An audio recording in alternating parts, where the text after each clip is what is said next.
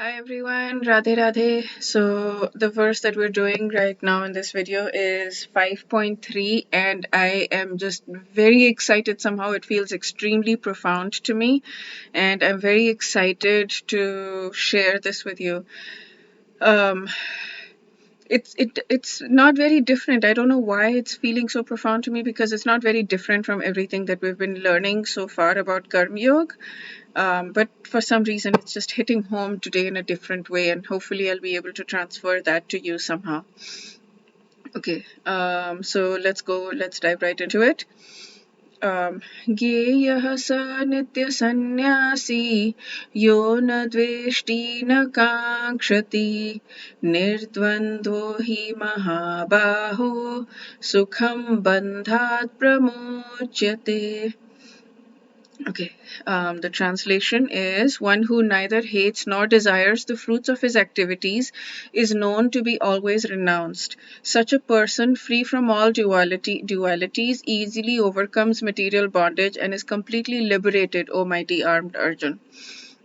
So, so let's do the word by word. I'm very eager to just get into it and share.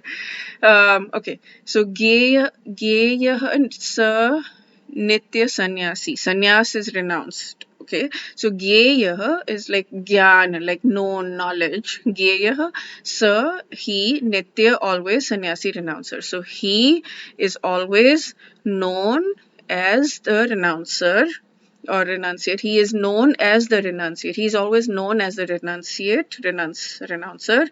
Ya na dveshti na kankshati. Ya who never na dveshti abhors, hates, whatever, and nor na kankshati. Akanksha in Hindi is like desire. So one who never abhors nor desires. So he is always known as the renouncer, the one who never abhors nor desires. Nirdvandvo hi mahabaho. Nirdvandva is free from all dualities. Certainly, mahabaho, big armed, mighty armed. Maha means big, baha means arm. Sukham bandhat pramuchyate. Sukham, happily from bondage, is completely liberated. Bandhan is bondage. Pramuchyate is liberated. So one who neither hates nor desires the fruits of his activities is always known to be renowned. Such a person, free from all dualities, easily overcomes material bondage and is completely liberated. Let me read this translation also, Swami Mukundanand. The Karma Yogis who neither desire nor hate anything should be considered always renounced. Free from all dualities, they are easily liberated from the bonds of material energy. Okay, so I like Prabhupada's translator, like purport here a lot. One who is fully in Krishna consciousness is always a renouncer because he neither feels hatred nor desire for results. And so, if he is always dedicated to the transcendental loving service of the Lord, he is fully qualified in knowledge because he knows his position in relationship with Krishna. He knows that Krishna is whole and he is part and parcel of Krishna. Okay, qualitatively the same, quantitatively not the same. Okay, so, and then I like Swami Mukundanand's thing here. So he says, and I've heard this in the ISKCON world a lot as well, is that every time we feel pain, that is actually Krishna's mercy. That is his mercy helping us to purify ourselves, because when we feel pain, then we are more likely, when we feel too much pain, then many people turn away from God also. But if we are towards God, then when we feel pain, when we feel joy, we are not very likely to turn to Him. When we feel pain, we're much more likely to turn to Him. So this is something that Kunti had also said. That I want to always have problems, because whenever we have problems, then you're always here. Of course, he was there physically and not, just there, but like in our case, it would be, yeah, he's there in our hearts. We're thinking about him. He's there in our minds, our hearts, our prayers, much more. So, and we have to go through the pain. So there's a story that he talks about. There's a piece of wood that goes to a sculptor and says, please make me beautiful. And the sculptor said, okay, are you ready for it? And the wood says, yes, I am ready. And so the sculptor took out his tools and began hammering and chiseling, and the wood screamed, what are you doing? Please stop, it's painful. And the sculptor said, you'd have to go through this in order to become beautiful. And so he said, please be gentle and considerate. The wood said, okay, fine, keep doing it, but just be please gentle and considerate. And so the sculptor continued, and after a few days, then the wood became very, very beautiful.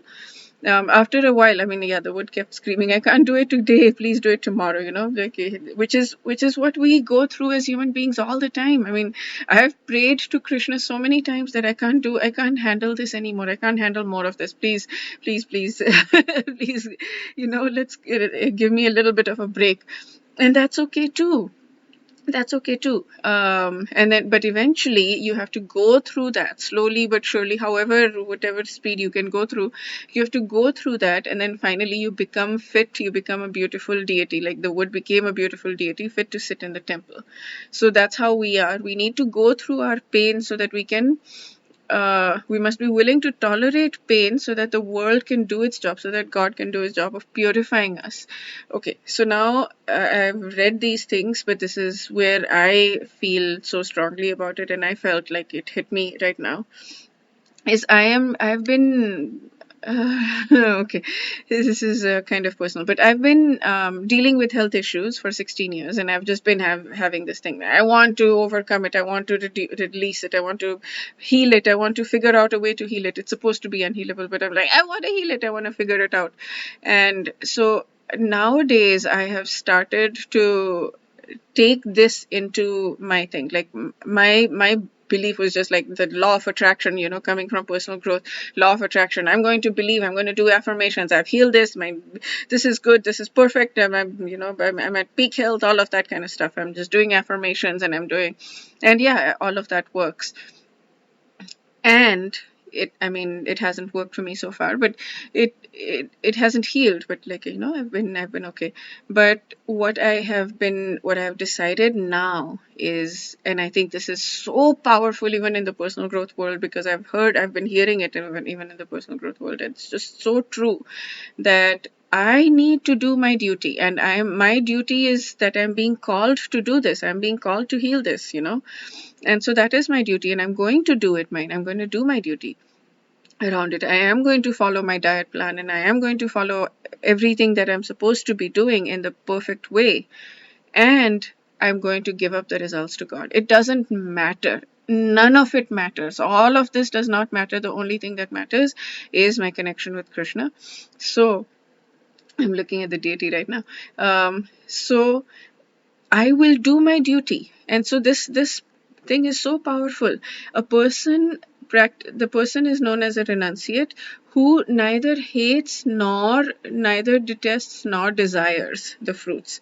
I am doing this because I'm being called to do. Somehow, some reason I've been called to do for the 16 years, and I go with the flow. I keep changing my mind. I'm not the person who's like, I've said something, so I'm going to do it. I'm not like Bhishma Pitama in that way. That's fine. This is me. And I have been called to it, and I am still being called to it, and I'm still trying to achieve it. I'm still trying to get the results. Like Arjun was trying to kill the opponents, and he was strategizing. I've talked about this in one of the earlier videos, and I'm still trying to do it. I'm not, however, going to feel anything about either way. I'm giving up. I'm giving up the results. I'm giving up this attachment to the results that I had, that I want to heal. I want to heal. I want to heal. I'm giving up that attachment to that result. I'm just like, it's okay. Either way, it's okay. Whatever happens, it's okay. I am fully going to trust and surrender to Krishna. Whatever he has in store for me is okay.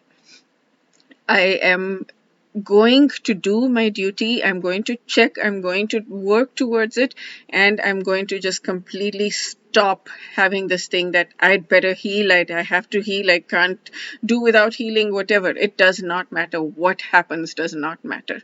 I am letting go. I am completely letting go. So this just feels so powerful for me. I hope somehow it feels you're understanding this power and it's translating to you as well. Okay, that's it for this verse. We'll do chapter 5, verse 4 next video. Wish you a day filled with spiritual growth. Radhe Radhe.